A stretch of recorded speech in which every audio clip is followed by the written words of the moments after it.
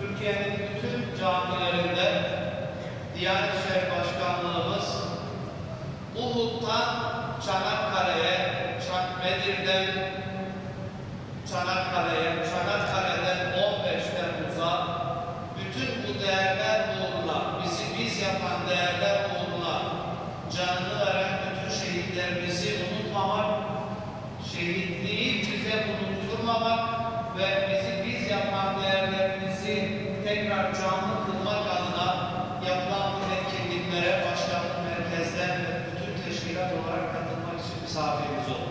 Peygamberlerden sonra insan varlığının en yüksek mertebesi şehitler. Şehitlik denilen müessese sayesinde bu camilerin var olduğu,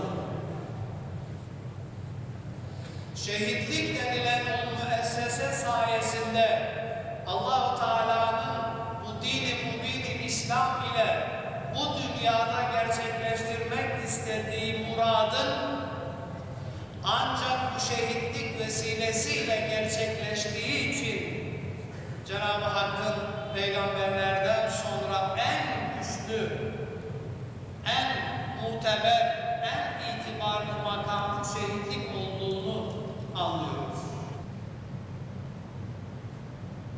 Eğer canlarını vererek bir toprağın emniyetini sağlayan, değerleri için canını verenler yok ise mal güvenliği olmaz. Din güvenliği olmaz. namus güvenliği olmaz. Akıl güvenliği olmaz. Ve her şeyden önce eğer şehitler yok ise Cenab-ı Hakk'ın hakkıyla zikredilmesi ve Cenab-ı Hakk'a hakkıyla kulluk edilmesi olmaz. Bedir şehitlerimizde, Uhud şehitlerimizde, Birinci Dünya Harbi'nin şehitleri de, Çanakkale'nin şehitleri de, 15 Temmuz'un şehitleri de bu topraklarda Allah'ın isminin kıyamete kadar zikredilmesinin, unutulmamasının garantörü oldukları için biz şu anda şu ezan Muhammedi'yi dinliyor, Allah'ın emrinde Allah'ı zikrediyor ve nesillerimize de Cenab-ı Hakk'ın öğretilmesinin imkanlarını bulabiliyoruz. Ama bakınız şehitlik ile Allah-u Teala bir konuda bir bağlantı kuruyor. Estağfirullah. İnna Allah estağfirullah minel müminine enfusahum ve ammalahum bi enne lehumul cennet.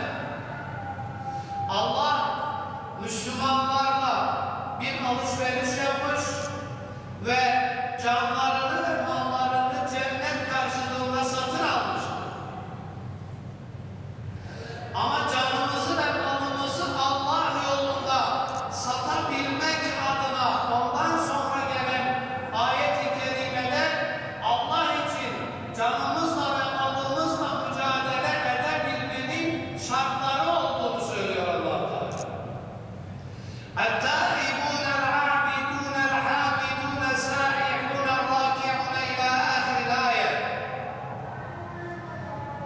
Şehitlik durumu insanların tam kul olmalarına bağlıdır. Tevbe edebilen, ibadetlerini ve kulluğunu yerine getirebilen, Allah'a her türlü halde hamd etmesini bilen, Allah için oruç tutmasını veyahut da Allah için gayret ortaya koymasını bilen, Allah için rükû eden ve secde eden insanlar ancak şehitlik yolunda seve seve canlarını verebilirler. Bu topraklarda şehitliğin ruhu ancak bu değerlerin öğretilmesiyle canlı kalacağını bilmemiz gerekiyor. O zaman değerli kardeşlerim, bunlar doğrudan ilişkili şeyler. Bu topraklarda bu ezan Muhammedi'nin kıyamete kadar devam etmesi, Allah'ın muradına uygun bir şekilde kulluğumuzu eda edebilmeyi sağlamak için mutlaka biz yapan değerlerimizi öğrenelim, öğretelim ve fiilen bunları yaşamaya gayret edelim.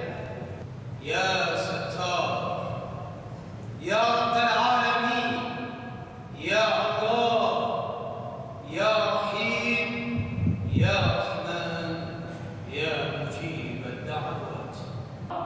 Ezanınızı daim, bayrağınızı âli eyle ki Filistin'in umudu sönmesin, Suriye'nin umudu sönmesin, Arakan'ın umudu sönmesin ya Rabbel Alemin. Ya ilahi ya kahhar, namertlere fırsat verme ya Rabbel Alemin. Ya ilahel alemin, şehitlerimizin ruhunu şad eyle. İlahi, dullarını, yetimlerini mahkum eyleme.